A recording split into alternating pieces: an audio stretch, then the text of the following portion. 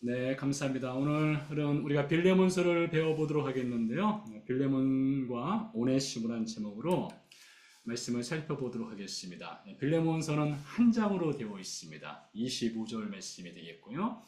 오늘은 빌레몬서의 핵심 내용을 먼저 간략하게 정리하고 나서 두 번째 주제로 아미쿠스 도미니, 이것은 주님의 친구란 뜻이 있는데요. 주인의 친구란 뜻이 있고, 이것은 중재자 역할을 하는 사람을 아미쿠스 도미니라고 부릅니다. 그래서 오늘 빌레몬서를 통해서 중재자 역할을 하시는 예수님, 중재자 역할을 하는 바울, 그리고 우리 신자가 화해와 용서를 위해서 중재자 역할을 해야 한다라는 주제로 함께 빌레몬서를 배워보는 시간 갖도록 하겠습니다. 자, 빌레몬서의 핵심 내용은요, 먼저 빌레몬서가 기록된 그 배경을 좀 살펴봄으로써 알 수가 있겠는데요. 바울이 쓴 서신 중에서 옥중 서신이 있습니다. 우리가 지난 시간에도 골로새서 말씀을 통해서 살펴보았는데요. 바울이 옥중에서 쓴, 즉 감옥에서 쓴 편지가 4편의 편지가 있습니다. 에베소서, 빌립보서, 골로새서, 그리고 오늘 우리가 배우게 될 빌레몬서가 옥중에서 쓴 편지가 되겠습니다. 바울은요, 신약성경 27권 중에서 12권 혹은 13권을 썼습니다. 13권을 말할 때는 히브리서 있죠? 히브리서를 포함하면 13권을 쓴 것이고, 히브리서가 포함되지 않을 때는 12권의 편지를 썼다라고 할 수 있는데요. 그 중에서 개인에게 쓴 편지가 몇 권이 있습니다. 디도서, 디모데전후서, 빌레몬서입니다. 이것을 또 구분을 짓는다면 디도서와 디모데전후서는 디도와 디모데라고 하는 개인에게 보내기도 했지만 디도와 디모데가 하는 목회를 돕기 위해서 쓴 편지입니다. 개인적이면서도 공적인 내용이 들어가 있지요. 그러나 빌레몬서는 매우 퍼스널한, 매우 개인적인 편지 내용이 되겠습니다. 쓴 시기는요, 주 62년경, 바울이 로마 감옥에 있을 때입니다. 로마 감옥에 있을 때 이 편지를 쓰게 되고요. 수신자를 보게 되면 빌레몬서 1절과 2절에서 확인해 볼 수 있는데요. 빌레몬과 자매 아비아와 우리와 함께 병세된 아키포와 내 집에 있는 교회에 편지하노니 라고 되어 있습니다. 내 집에 있는 교회라고 했으니까 하우스 처치가 될 거예요. 자, 근데 도대체 이곳이 어디냐? 내 집에 있는 교회라고 했는데 그 위치가 어딘가를 빌레몬서 자체에서는 우리가 알 수가 없습니다. 근데 우리가 골로새서를 보게 되면 그것을 추정할 수 있는 근거가 있습니다. 골로새서 4장 10절 이하의 말씀에 보게 되면은 오늘 우리가 살펴보게 될 빌레몬서에 등장하는 오네시모가 골로새에서 왔다는 것을 알 수 있는 말씀이 있습니다. 골로새. 우리가 골로새서 배울 때도 골로새 위치를 살펴보았는데요. 골로새는 소아시아 지역 중부에서 남쪽으로 약간 내려간 지역이 있습니다. 표시를 해본다면 이쯤이 되겠고요. 바울은 이 편지를 쓸 때에 로마에 있었죠. 자, 그렇다면 이 바울에게 편지를 받게 되는 이 빌레몬이라고 하는 인물은 어떻게 바울로부터 복음을 듣게 되었을까요? 우리가 지난 시간에 살펴본 대로 바울은 골로새에 직접 방문한 일이 없었습니다. 성경에는 그 기록이 남겨져 있지 않아요. 그래서 추정하기로는 바울의 동역자 중에 누군가 골로새에 가서 복음을 전했을 가능성이 있다라고 볼 수가 있습니다. 또는 빌레몬이 바울이 머물고 있었던 에베소라고 하는 지역, 에베소는 빌레몬이 사는 골로새에서 대략 120km, 한 90마일 정도라고 할 수 있을까요? 그 정도 떨어져 있는 서부에 있는 항구 도시가 되겠습니다. 바울이 여기서 3년 동안 머물렀죠. 그래서 아마 이 빌레몬이 에베소에 왔다가 바울로부터 복음을 들었을 가능성도 있습니다. 그리고 골로새로 돌아가서 하우스 처치, 자기 가정에서 교회를 개척하고 이제 복음을 전했을 그런 가능성도 추정을 해볼 수가 있겠습니다. 자, 그래서 바울이 감옥 안에서 썼는데 1장 1절에 보면 이런 표현이 있어요. 그리스도 예수를 위하여 갇힌 자 된 바울 이런 표현이 있습니다. 그리스도 예수 그냥 복음을 전하다가 바울이 로마 감옥에 투옥되게 된 것이고 그곳에서 빌레몬에게 편지를 쓴 것이 되겠습니다. 자, 빌레몬서는요 신약성경 27권 중에서 세 번째로 짧은 책이 되겠습니다. 헬라어로 기록된 그릭으로 기록된 신약성경을 살펴보게 되면 가장 짧은 편지가 요한 3서입니다. 219개 헬라어 단어로 기록되었고요. 그리고 요한 2서가 245개입니다. 요한 3서와 요한 2서는 사도 요한, 우리가 알고 있는 사도 요한이 있었죠. 그리고 요한복음도 마찬가지고 요한 1서 그리고 요한 계시록까지 이 5권의 편지를 사도 요한이 쓰게 되죠. 1, 2는 요한 3서와 요한 2서가 되겠고요. 세 번째로 짧은 성경이 빌레몬서가 되겠습니다. 그리그로 335단어입니다. 그리고 유다서도 한 장으로 되어 있지만 461, 디도서 659단어 이렇게 1위부터 5위까지 정리해보면 빌레몬서는 3위에 해당되는 가장 짧은 편지 중에 한 편지가 되겠습니다. 이렇게 짧은 편지이지만 빌레몬서에는 매우 중요한 복음의 내용이 들어가 있습니다. 혹시 기억하실지 모르겠는데요. 제가 2024년 4월 달에 이 빌레몬서를 가지고 4번을 설교했습니다. 신자는 이렇게 살아야 한다라는 주제로 빌레몬서를 주일날 설교 때 시리즈로 말씀을 전한 기억이 있기도 한데요. 이 빌레몬서는 매우 중요한 복음의 내용을 담고 있습니다. 오늘 그 전체 내용을 다 다뤄보지는 못하겠으나 자, 빌레몬서에 보게 되면 이렇게 두 가지로 나눠볼 수 있어요.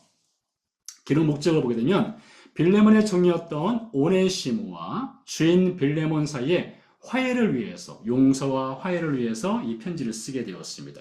근데 그 안에 뚜껑을 열고 보게 되면 그 안에는 예수 그리스도의 복음의 놀라운 은혜와 능력을 전하기 위해 이 빌레몬서를 썼다라고 볼 수가 있어요.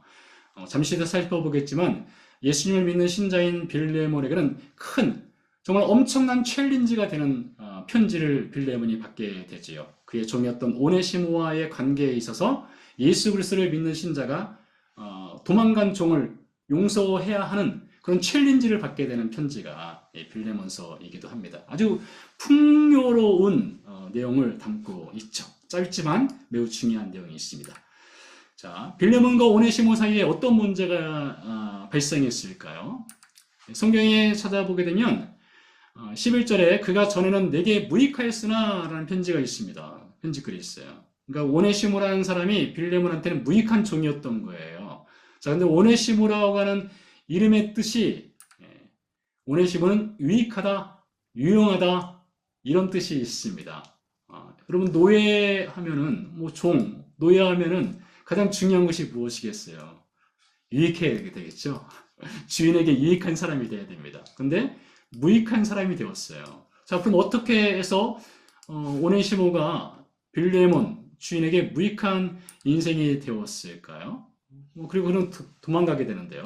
자, 어떤 불의를 행했던 것 같습니다. 정확하게는 바울이 이 불의의 내용을 말하지는 않아요. 혹은 내게 빚진 것이 있으면 그것을 내 앞으로 계산하라 한 거 보니까 오네시모가 빌레몬에게 금전적인 손해를 끼쳤을 가능성도 엿볼 수 있습니다. 불의를 행하거나 뭔가 불법적인 일을 행하거나 빚을 졌거나 금전적인 손해를 끼치거나 그리고 도망가기도 하는 그런 무익한 사람이 되었다는 것이죠. 이 문제를 해결하기 위해서 이 오네시모와 빌레몬 사이에 깨어진 이 문제를 해결하기 위해서 바울이 이 편지를 쓰게 된 것이 되겠습니다. 자, 그래서 좀 더 살펴보게 되면 전에는요 이런 이 빌레몬과 오네시모 사이의 문제를 접근할 때에 좀 그 전통적인 학자들의 견해는 오네시모가 빌레몬의 돈을 훔쳐서 달아났다. 그랬다가 로마에 가서 바울을 만나 복음을 듣고 구원받고 신자가 된 후에 빌레몬에게 돌아갔다. 이렇게 전통적인 학자들의 해석이 있었습니다. 자, 그런데 근래에 들어서는 돈을 훔쳐서 도망갔다라는 것보다는 다른 주장이 더 설득력 있는 주장으로 이제 학계에서 학자들이 내놓고 있는데요. 그것은 이 오네시모라고 하는 이 종이 빌레몬의 집에서 일반 그러니까 노동을 하는 노예가 아니었다는 거예요. 그러니까 땀 흘려서 그러니까 일하는 노예가 아니라 그러니까 어카운터 역할을 했다는 것이죠. 주인 집에 그러니까 회계 업무를 보는 그런 노예였는데 종이었는데 주인에게 어떤 손해를 끼칠 수 있는 중대한 실수를 저질렀다는 겁니다. 그래서 이 중대한 실수를 저지른 이 오네시모가 자신이 그 실수를 만회할 수 없고 그래서 갚을 수 없자 주인의 집에서 일단 도망을 간 겁니다. 도망을 가서 바울이라고 하는 인물을 찾아갔다는 거예요.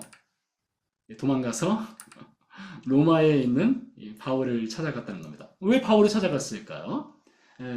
그 당시에는 이런 전통이 있었대요. 아미쿠스 도민이라는 전통이 있었답니다.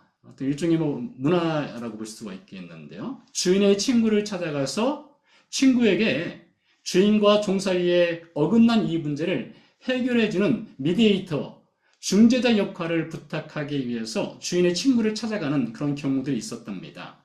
만약에 돈을 훔쳤다면 주인의 친구를 찾아갈 수도 없었겠죠.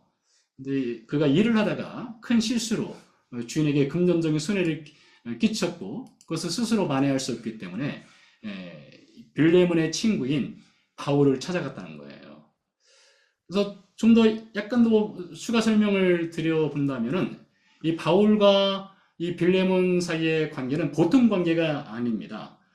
빌레몬이 바울을 통해서 복음을 듣고 그가 구원받은 신자가 되었을 뿐만 아니라 그의 집이 하우스 처치, 가정교회로서의 역할을 감당하게 되죠. 그리고 빌레몬서를 보게 되면 바울과 빌레몬 사이의 관계가 보통 친한 관계가 아니에요. 아주 친밀한 친구 관계이고 동역자 관계라는 것을 엿볼 수 있는 그런 내용들이 있지요. 그래서 오네시모가 이 문제를 해결할 수 있는 가장 적절한 사람이 누구일까 생각을 해보니 바로 그 바울이었던 거예요. 바울을 찾아가서 바울에게 중재자 역할, 아미쿠스 도민 역할을 해달라 이렇게 부탁을 했다는 것이죠. 그래서 바울이 이제 이 편지를 통해서 아미쿠스 도민 역할을 하게 되는데 말씀드린 대로 이 아미쿠스 도민이 이 중재자 역할을 하는 것은 단순히 이 둘 사이에 깨어진 관계를 회복시키는 것만을 이 편지글에서 담지 않고 이 편지글은 그보다 좀 더 깊은 예수님과 우리 사이에 하나님과 우리 사이에 예수님이 아미쿠스 도미니가 되었다는 그런 내용도 담고 있고 바울이 빌레몬과 오네시모 사이에 아미쿠스 도미니가 되었다는 그런 내용도 담고 있는 거예요. 자, 그 내용으로 들어가기 전에 늘 하던 대로 공동체 성경 읽기를 통해서 빌레몬서 1장 한장화된 편지 내용을 함께 들어보도록 하겠습니다. 전반부에는 바울이 빌레몬을 칭찬을 하고요. 이제 본격적으로 오네시모가 어떻게 변화되었는가를 말하고 빌레몬에게 오네시모를 용서하고 그를 받아줄 것을 부탁하는 내용으로 이어지는 짧지만 아주 강력한 편지 내용입니다. 들어보도록 하겠습니다. 빌레몬서 제1장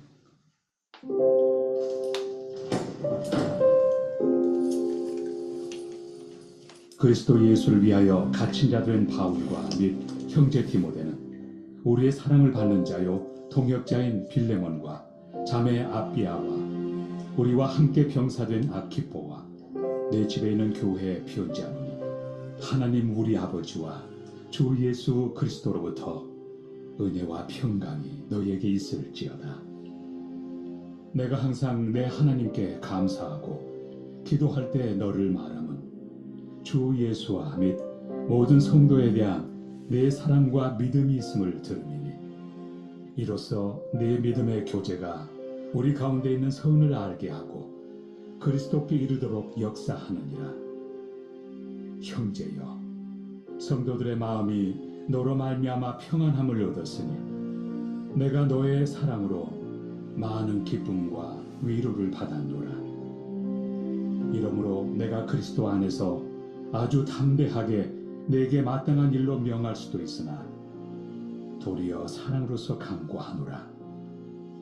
나이가 많은 나 바울은 지금 또 예수 그리스도를 위하여 갇힌 자 되어 갇힌 중에서 낳은 아들 오네시모를 위하여 내게 간구하노라.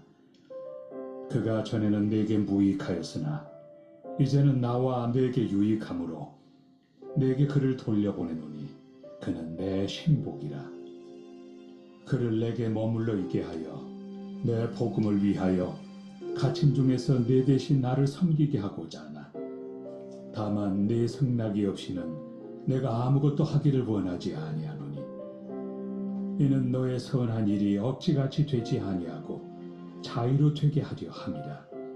아마 그가 잠시 떠나게 된 것은 너로 하여금 그를 영원히 두게 함이리니 이후로는 종과 같이 대하지 아니하고 종 이상으로 곧 사랑받는 형제로 둘 자라. 내게 특별히 그러하거든 하물며 육신과 주 안에서 상관된 내 길이야. 그러므로 내가 나를 동역자로 알진대 그를 영접하기를 내게 하듯 하고 그가 만일 내게 불의를 하였거나 내게 빚진 것이 있으면 그것을 내 앞으로 계산하라.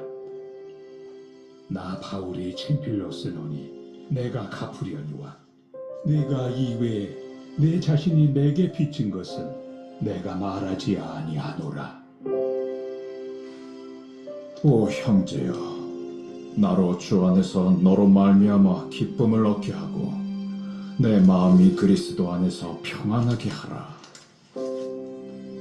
나는 네가 순종할 것을 확신함으로 내게 썼노니 내가 말한 것보다 더 행할 줄을 아노라.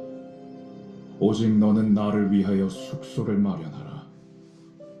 너희 기도로 내가 너희에게 나아갈 수 있기를 바라노라.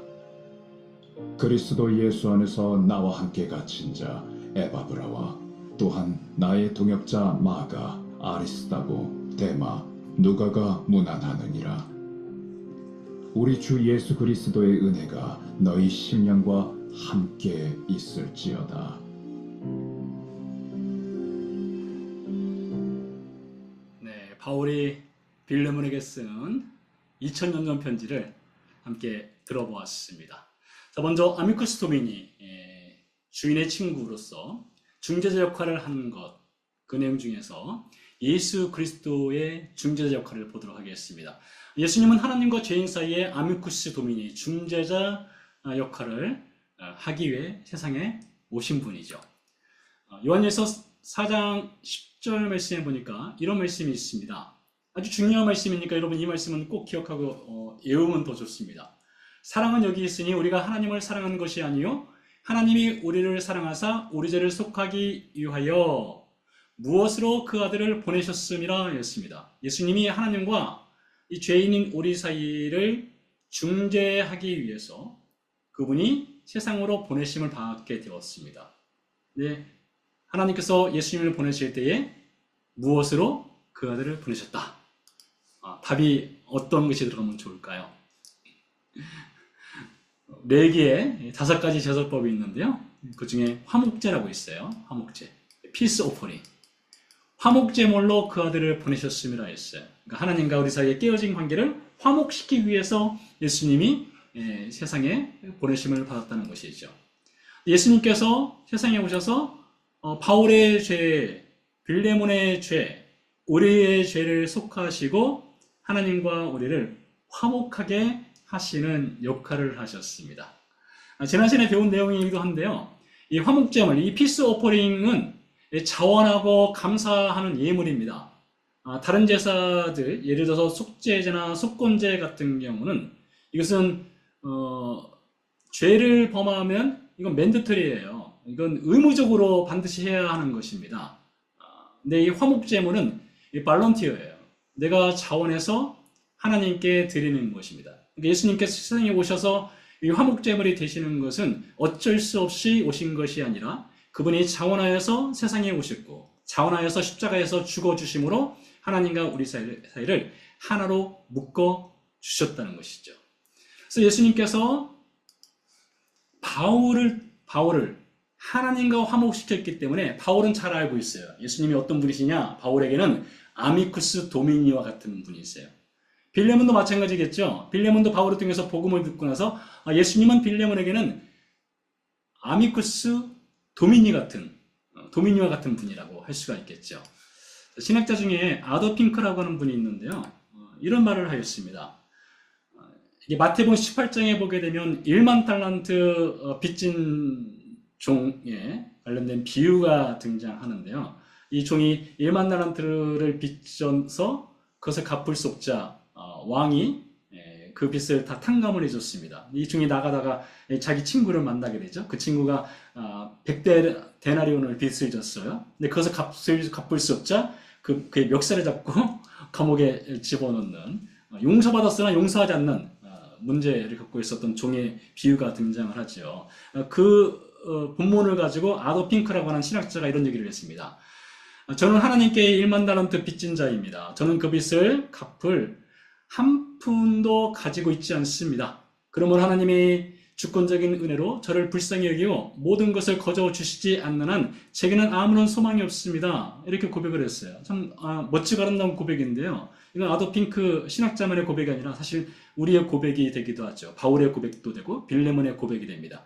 다 우리가 1만 달란트 그 어떤 것으로도 갚을 수 없는 죄를 예수 그리스도의 화목제물 대심으로 용서받고 하나님과 화목한 사람이 되었다는 것이죠. 빌레몬도 마찬가지고요. 자, 그래서 예수님은 모든 이에 구원받은 모든 이에 아미쿠스 도미니가 되신다. 자, 이렇게 예수님이 아미쿠스 도미니가 된다는 것을 기억을 하시고 두 번째로 넘어가서 바울이 이 빌레몬과 오네시모 사이에 아미쿠스 도미니가 되기 전에 먼저 빌레몬을 칭찬하는 내용이 있습니다. 5절에서 7절 말씀에 보게 되면 주 예수와 및 모든 성도에 대한 내 사랑과 믿음을 들음이니, 이 중요한 포인트가 사랑이에요. 이래서 내 믿음의 교제가 우리 가운데 있는 선을 알게 하고 그리스도께 이르도록 역사하느니라. 형제여, 성도들의 마음이 너로 말미암아 평안함을 얻었으니 내가 너의 사랑으로 많은 기쁨과 위로를 받았느라. 그래서 이 빌레몬에게 오네시모를 용서해 줄 것을 말하기 전에 바울이 빌레몬의 신실한 믿음, 그의 사랑을 칭찬하는 것을 볼 수가 있어요. 바울은 칭찬을 참 잘하는 목사이자 선교사이자 신자였습니다. 바울이 쓴 편지들은 칭찬이 참 많아요. 자, 그런데요, 바울이 쓴 편지 중에 칭찬이 없는 편지가 하나 있습니다. 칭찬이 없거나 그계를 향한 감사가 없는 편지글이 하나 있어요. 어떤 것일까요? 에베소서, 빌립보서, 갈라디아서, 빌레몬서, 이 네 권의 편지 중에서 교회를 향해서 칭찬과 감사 없이 바로 직설적으로 그의 문제점을 지적하는 편지가 하나 있는데요. 어떤 것일까요? 생각해 보세요. 네, 답은 제가 좋아하는 3차입니다. 갈라디아서죠. 갈라디아서는 이 복음에 대해서 상당히 문제가 많았습니다. 예수 그리스도의 복음 외에 율법과 할례를 지켜야만 구원을 받는다는 다른 복음이 갈라디아 교회에 많이 퍼져 있었어요. 문제가 심각했죠. 그래서 바울이 칭찬과 감사 없이 바로 직설적으로 그 문제를 지적하기도 합니다. 그런데 또 한 측면으로 볼 때는요, 갈라디아서를 쓸 때는 46년경입니다. 46년경이요. 이때는 바울이 선교 사역을 시작한 지 그렇게 오래되지 않았을 때예요. 한 1, 2년 차였을 때입니다. 그러니까 선교사라고 본다면은 선교사 초년 시절이었던 때죠. 그때의 바울의 편지는 상당히 날카로웠습니다. 물론 갈라디아 교회가 참 심각한 문제가 있기 때문에 편지글 자체가 날카롭기도 하지만은 선교 초년생이던 글이 좀 날카로웠어요. 자, 그런데요, 에베소서라든가 빌립보서라든가 빌레몬서, 바울이 62년경에 쓴 편지, 노년의 시기에 가서 쓴 편지는 편지 글이 상당히 부드럽습니다. 그리고 칭찬이 많아요. 그렇다는 것은 바울도 이게 처음부터 성숙한 신자가 아니었다는 것을 좀 엿볼 수 있는 것 같아요. 바울도 신앙생활을 쭉 해가면서 그가 성장하고 성숙하고 익어가는 신자가 되었다라고 볼 수가 있죠. 우리가 지난주 설교 말씀에서도 말씀드린 대로 시간, 한 30여 년의 시간에 걸쳐서 제자들이 성숙의 과정으로 들어갔던 것처럼 바울도 마찬가지입니다. 시간이 지나면서 바울의 편지에는 칭찬과 감사가 많아집니다. 자, 그래서 우리가 신앙생활하면서 신자로서 칭찬과 감사가 많아지면 우리가 좀 익어가는 신자이다 라는 증거가 될 수 있어요. 그 일부러라도 여러분 칭찬과 감사의 말을 하셔야 됩니다. 일부러 쭉 찾아서 칭찬과 감사의 말을 자주 하는 게 좋아요. 그래야 서로에게 격려가 되고요, 힘이 되고요, 위로가 되고요. 그러면서 우리가 함께 자라가는 것 아니겠습니까? 자, 그래서 빌레몬에게 먼저 칭찬을 해요. 특별히 그의 사랑에 대해서 칭찬을 하게 됩니다. 그런데 이어서 빌레몬은 큰 도전에 이제 마주서게 됩니다. 바로 오네시모를 용서하는 문제에 그 직면을 하게 되죠. 자, 바울이 이제 예수 그리스도와 오네시모 사이에 아미쿠스 도미니 역할을 하는 것으로 넘어가 보도록 하겠습니다. 그래서 오네시모가 바울을 찾아갔단 말이에요. 아미쿠스 도미니가 되어달라, 중재자가 되어달라 찾아갔던 것이죠. 자, 그런데 바울이 오네시모를 보니까 빌레몬과의 화해를 하기 전에 앞서서 오네시모에게는 아직 복음이 없다는 것을 그가 확인하게 됩니다. 빌레몬과 오네시모 사이의 문제를 해결하는 것도 중요하겠지만 그보다 우선하여서 예수님과 오네시모 사이에 화해가 이루어지는 것은 더 중요하죠. 아직 복음이 없었다는 것을 발견하게 돼요. 10절 말씀에 이렇게 기록되어 있습니다. 갇힌 중에서 낳은 아들 오네시모를 위하여 내게 간구하노라 라고 되어 있어요. 이게 무슨 말이에요? 아직 오네시모가 예수님을 믿지 않고 있다라는 것이죠. 그래서 바울이 자신을 찾아온 오네시모를 예수님께로 인도하는 아미쿠스 도미니 역할을 하게 됩니다. 그러면서 이렇게 말합니다. 그가 전에는 내게 무익하였으나 이제는 나와 내게 유익함으로 내게 그를 돌려보내노니 그는 내 신복이라 했습니다. 이렇게 무익했던 사람이 바울의 신복, 이 바울의 베리 하트예요. 정말 심장 중에서도 가장 중요한 심장. 네, 그렇게 사람이 바뀌게 되었습니다. 바울이 아미쿠스 도미니 역할을 통해서 예수님과 오네시모를 하나로 묶어주는 복음 전달자, 징검다리 역할을 하게 되었다는 것이죠. 자, 그것뿐만 아니라 사실 우리 모두가 이 오네시모와 같았던 때가 있었다는 것을 우리가 또 늘 기억할 필요성이 있습니다. 우리가 어떤 사람들이었습니까? 에베소 2장 1절 말씀. 그는 허물과 죄로 죽었던 너희를 살리셨도다. 우리가 바로 그런 사람들이었죠. 우리가 바로 오네시모 아니었겠습니까? 허물과 죄로 죽었던 사람들. 그러나 예수 그리스도의 복음을 듣게 되어서 우리가 예수님의 심장과 같은 사람이 되었어요. 택하신 족속이 되었고 왕 같은 제사장, 거룩한 나라, 그의 소유가 된 백성, 아름다운 덕을 선포하는 그런 아주 유익하고 예수님의 심장과 같은 사람이 복음을 통해서 우리가 되었다라고 또 볼 수가 있겠죠. 자, 그래서 바울이요 오네시모와 빌레몬 사이에 화해를 하는 아미쿠스 도미니가 되기 전에 먼저 예수님과 오네시모 사이에 아미쿠스 도미니 역할을 하는 것을 볼 수 있습니다. 자, 이어서 이제 본격적으로 빌레몬과 오네시모 사이에 아미쿠스 도미니가 되어야 되겠죠. 자, 아미쿠스 도미니가 되기 위해서 바울이 쓴 글을 보게 되면 몇 가지 방법, 단계를 거쳐서 둘 사이의 화해를 시도하게 됩니다. 첫 번째, 명령이 아닌 사랑과 겸손한 마음으로 부탁을 하게 됩니다. 바울이 이렇게 말합니다. 내가 그리스도 안에서 아주 담대하게 내게 마땅한 일로 명할 수도 있으나 그러니까 바울이 빌레몬에게 복음을 전했지 않습니까? 그러니까 빌레몬의 입장에서 볼 때는 바울은 선생이고 그는 제자이고 그래서 바울이 명령할 수 있는 입장에 있었다는 거예요. 그렇게 하지 않는다는 거예요. 그런데요.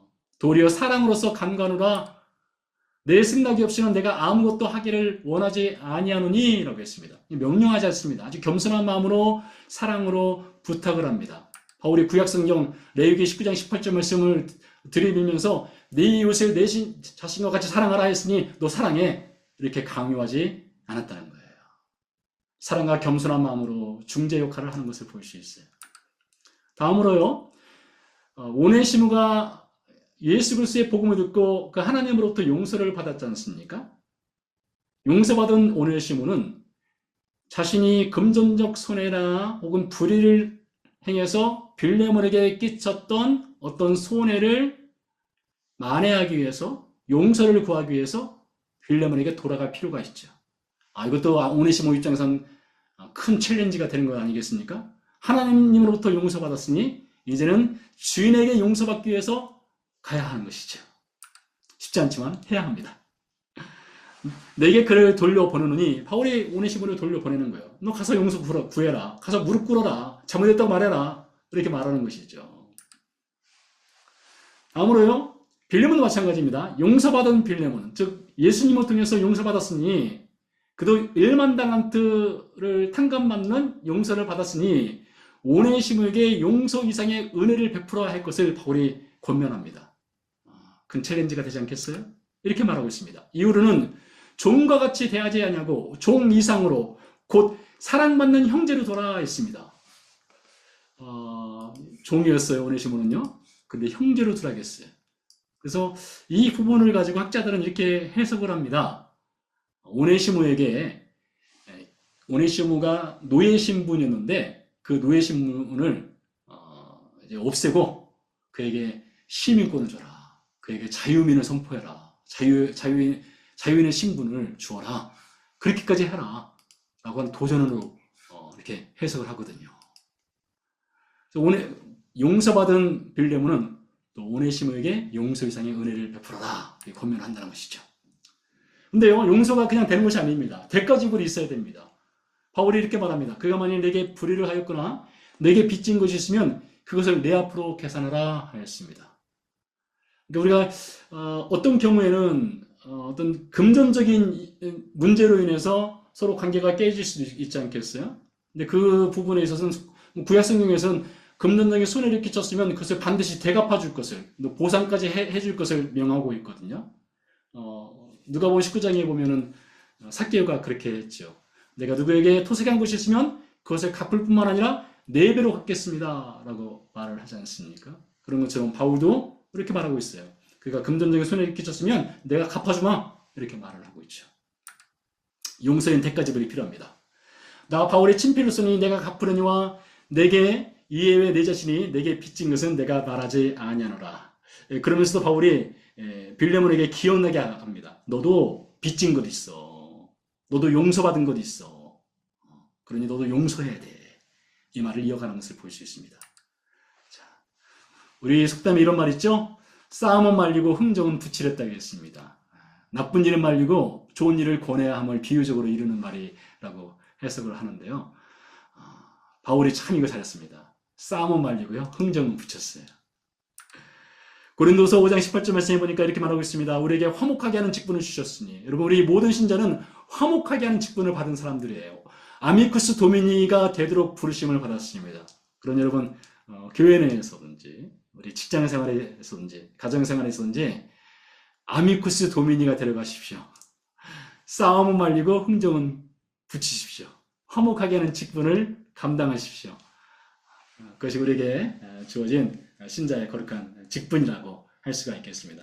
자, 아미쿠스 도미니가 되시는 예수님, 아미쿠스 도미니가 되는 바울, 아미쿠스 도미니가 되는 우리 신자가 되기를 바랍니다.